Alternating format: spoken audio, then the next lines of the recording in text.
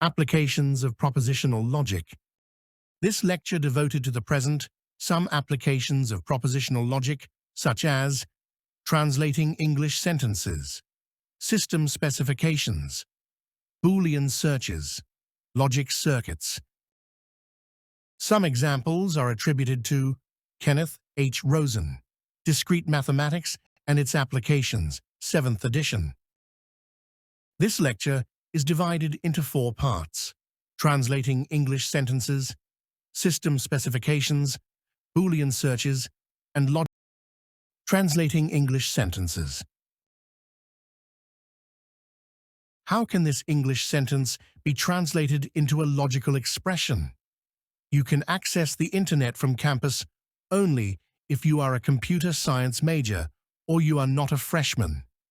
The answer is, there are many ways to translate this sentence into a logical expression. One of these ways, by using propositional variables to represent each sentence part and determine the appropriate logical connectives.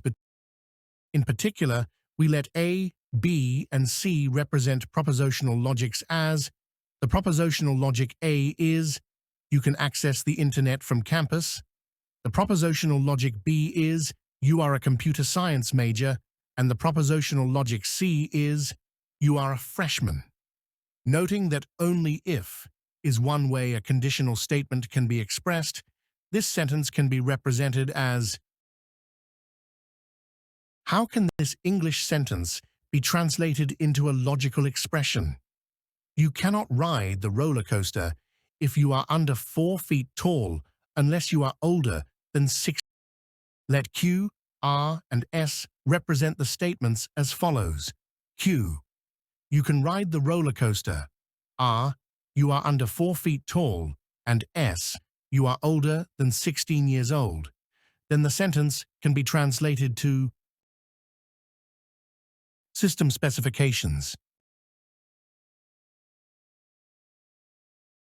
Translating sentences in natural language, such as English, into logical expressions is an essential part of specifying both hardware and software systems.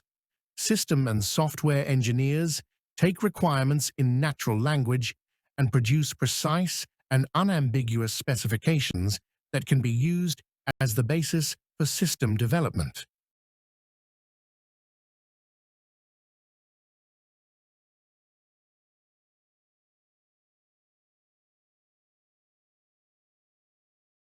By using logical connectives, express the specification. The automated reply cannot be sent when the file system is full. One way to translate this is to let P denote the automated reply can be sent, and Q denote the file system is full.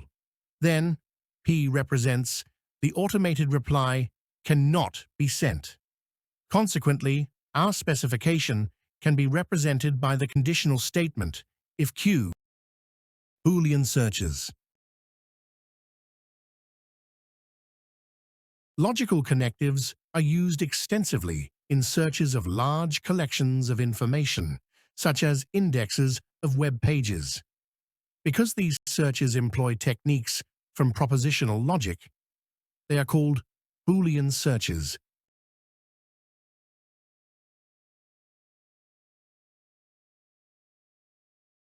In Boolean searches, the connective AND is used to match records that contain both of 2 search terms. The connective OR is used to match one or both of 2 search terms, and the connective NOT is used to exclude a particular search term.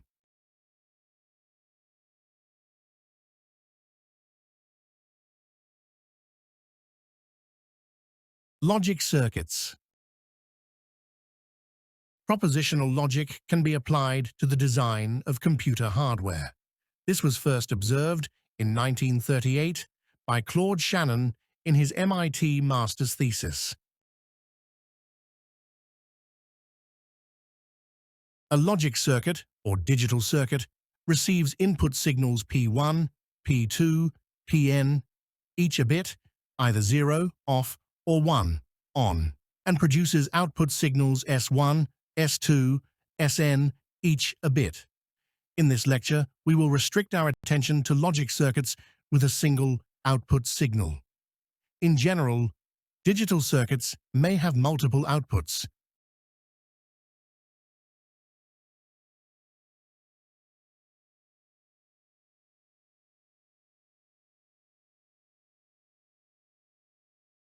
Complicated digital circuits can be constructed from three basic circuits, called gates. The inverter, or NOT gate, takes an input bit P and produces as output NOT P. The OR gate takes two input signals P and Q, each a bit, and produces as output the signal P or Q.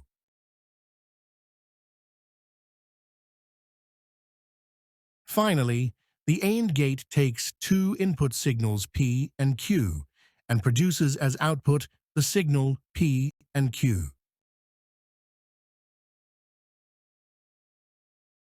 Determine the output for the combinatorial circuit in the following figure. In the following figure, we display the output of each logic gate in the circuit as follows.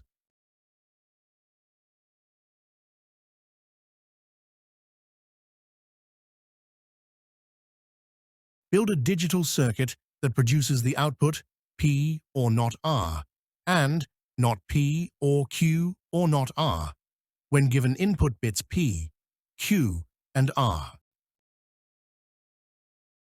To construct a circuit for the proposition,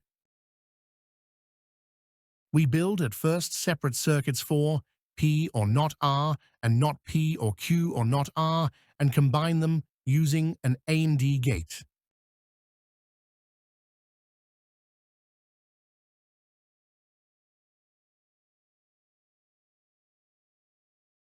To construct a circuit for P or not R, we use an inverter to produce not R from the input R.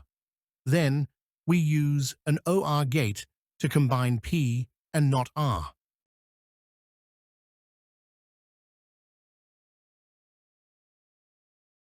To build a circuit for not P or Q or not R, we first use an inverter to obtain not R. Then we use an OR gate with inputs Q and not R to obtain Q or not R. We use an inverter to produce not P from the input P. Then we use an OR gate to combine not P and Q or not R to obtain not P or Q or not R. To complete the construction, we employ a final AND gate with inputs P or not R and not P or Q or not R. The resulting circuit is displayed as follows.